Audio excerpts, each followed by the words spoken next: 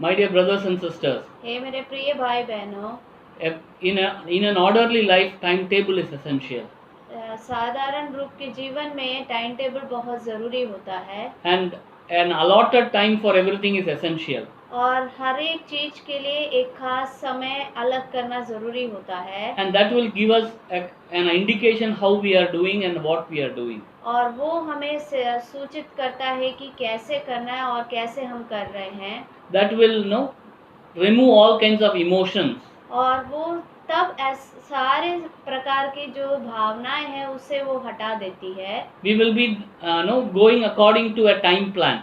तो फिर हम एक निश्चित समय के अनुसार जाएंगे And we will not waste time. और कभी भी हम अपने समय को व्यर्थ नहीं करेंगे And most of the time we should it is said that we should begin our day with the word of God. और ये कहा जाता है कि हर रोज हमें अपने दिन का शुरुआत परमेश्वर के वचन के साथ करना चाहिए And because that will give us an orderly timetable. क्योंकि वो हमारे जीवन में एक निश्चित टाइम टेबल देता है And today we are going to meditate on John chapter 11 verse 1 to 17. और आज हम यूहन्ना रचित सुसमाचार उसका 11वां अध्याय उसका 1 से 17 वाक्य मनन करेंगे We are coming to the last part of Jesus ministry. और हम यीशु मसीह की सेवकाई के अंतिम समयों में आ रहे हैं This is the 7th miracle or sign that Jesus Christ does on this earth. और ये 7वां आश्चर्य कर्म है जो यीशु मसीह ने इस संसार में किया था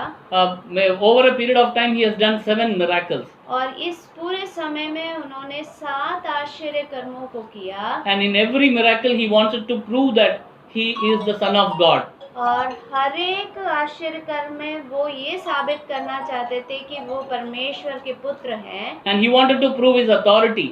और वो अपना अधिकार वहाँ पर साबित करना चाहते थे He wanted to reveal who he was. और वो ये बतलाना चाहते थे कि वो कौन है He wanted to tell us that it is always good to believe. और वो ये भी कहना चाहते थे कि वो हमेशा अच्छे हैं करके Many people believed in him. और बहुत से लोगों ने उन पर विश्वास भी किया Some became his disciples. और कुछ लोग उसके चेले भी बने The Jewish leaders rejected and rejected and rejected him. लेकिन यहूदी लोगों ने उसे हमेशा इनकार ही किया And today we are going to learn about a resurrection story. और आज हम एक पुनर्जिलाए जाने की कहानी को देखेंगे Jesus had a friend called Lazarus. और यीशु मसीह का एक मित्र था जिसका नाम लाजरस था And Jesus Christ was well acquainted with that family.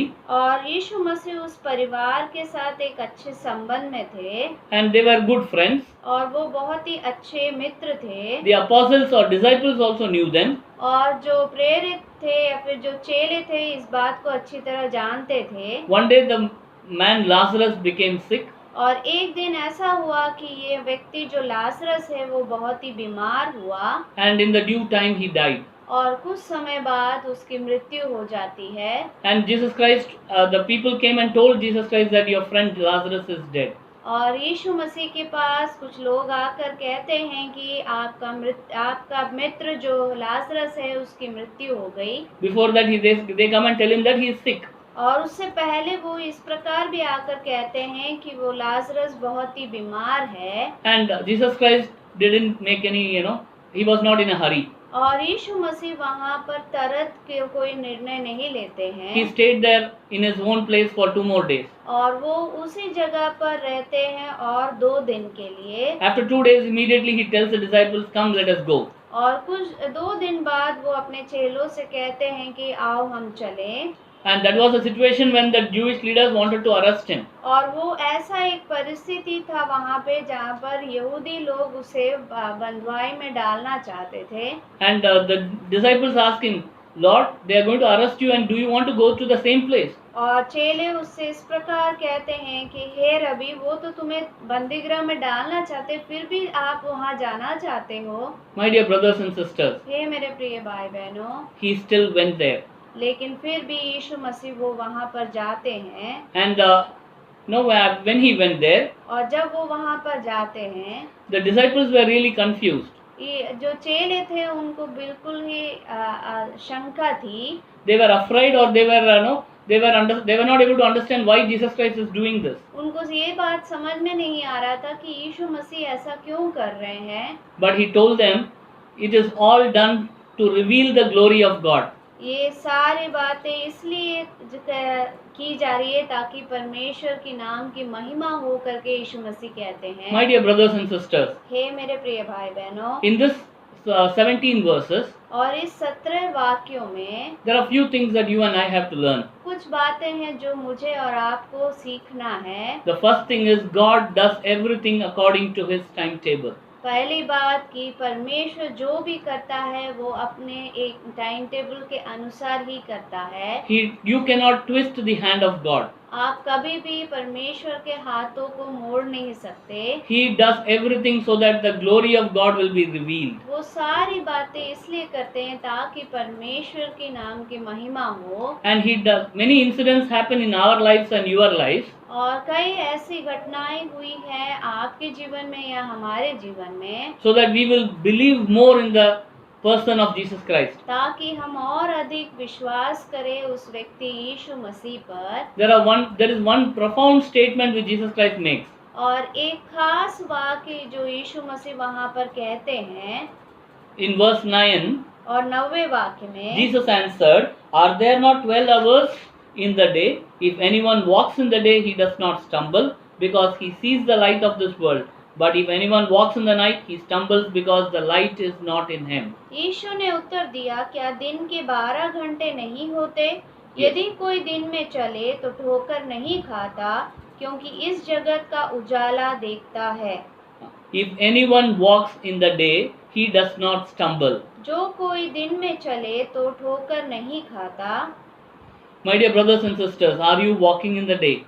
हे मेरे प्रिय भाई बहनों, क्या आप दिन में चल रहे हैं? Do you know that Jesus Christ is the light of men? आपको मुख्य मालूम है कि यीशु मसीह मनुष्यों के लिए ज्योति है। The word walk means peripatio. और चलना मतलब यूनानी भाषा में पेरिपैटियो कहते हैं। Which means walking in wholeness, walking in completeness, walking in obedience according to Jesus Christ. जिसका अर्थ होता है कि पूर्णता में चलना या फिर उसकी आज्ञाओं को पूर्ण रीति से पालन करते हुए चलना। That is why I told you, begin your day with the word of God, begin your day with speaking with Jesus Christ. इसलिए मैंने कहा कि हमें अपना दिन का शुरुआत परमेश्वर के वचन से और यीशु मसीह से वार्तालाप करते हुए शुरू करना चाहिए। And then we will be able to recognize all the incidents that happen in our day-to-day life for the glory of God. तो फिर हमें मालूम चलेगा कि हमारे दिन के पूरे समय में क्या क्या होने वाला है और कौन सी बातें परमेश्वर के नाम की महिमा के लिए हो सकती है। And our decisions will never go wrong.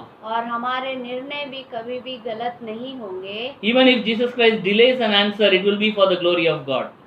यहाँ तक कि यदि परमेश्वर यीशु मसीह देर करते हैं जवाब देने के लिए, तब भी वो परमेश्वर की महिमा के लिए ही होगा। And finally, और अंत में He can give you life.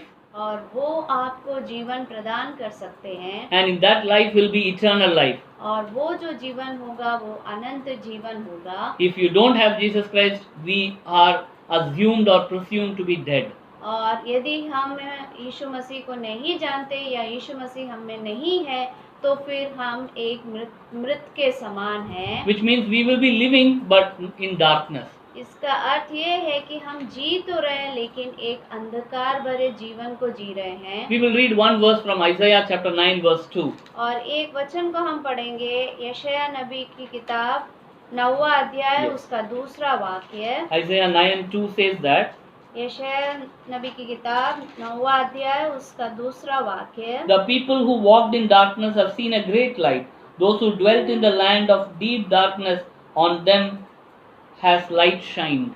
जो लोग अंधियारे में चल रहे थे उन्होंने बड़ा उजियाला देखा, और जो लोग घोर अंधकार से भरे हुए मृत्यु के देश में रहते थे उन पर ज्योति चमकी। And this is the light that is Jesus Christ. और यही ज्योति है जो यीशु मसीह है। Do you want that light in your life? क्या आप इस ज्योति को अपने जीवन में चाहते हैं? If you walk in that light, you will not stumble. यदि आप इस ज्योति में चलेंगे तो कभी ठोकर नहीं खाएंगे। Even a delay will be for the glory of God. यहाँ तक कि थोड़ा देर समय लगे, लेकिन फिर भी वो परमेश्वर की महिमा के लिए ही होगा। All the darkness in our lives will get away. और सारा जो अंधकार हमारे जीवन में है वो सब कुछ हट जाएगा। Even if it is going to be death, we will see God. यदि हमारे जीवन में मृत्यु भी आ जाए, फिर भी हम परमेश्वर को देख पाएंगे। Even if we live and Christ comes, we will go along with Him. और यदि हम जीवन बिताते या जीते हैं, तो जब यीशु मसीह आएंगे तो निश्चय हम उनके साथ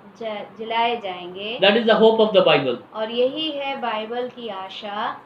My dear brothers and sisters, do you want this light? हे मेरे प्रिय भाई बहनों, क्या आप इस ज्योति को चाहते हैं? Do not walk in darkness. आप कभी अंधकार में ना चलें। Jesus Christ is near and He is willing to give you light. यीशु मसीह आपके पास ही है और वो चाहते हैं कि वो ज्योति आपको वो प्रदान करे। We do not know immediately whether how many of them believed. हमें ये नहीं मालूम कि यहाँ पर तुरंत कितने लोगों ने विश्वास किया, But definitely the disciples believed in that. लेकिन ये बात सिद्ध है कि उनके चेलों ने उन पर विश्वास किया। There was a disciple by name Thomas, और एक चेला था जिसका नाम था Thomas, and he also had strange questions. और उसके पास एक अचंभा भरा सवाल था। But still Jesus Christ didn't get angry. He answered him. और उससे यीशु मसीह कभी गुस्सा नहीं किया और उसके हर सवाल का उन्होंने जवाब दिया। Even if your questions are wrong, He is willing to answer you. यहाँ तक कि यदि आपके सवाल गलत भी हो तो भी यीशु मसीह तैयार है उन सभी चीजों का जवाब देने के He लिए। wants you and me to walk in the light. वो चाहते हैं कि आप और मैं उस ज्योति में चलें। May God bless us with this word. परमेश्वर इन वचनों से हमें आशीषित करे। Amen. आमीन।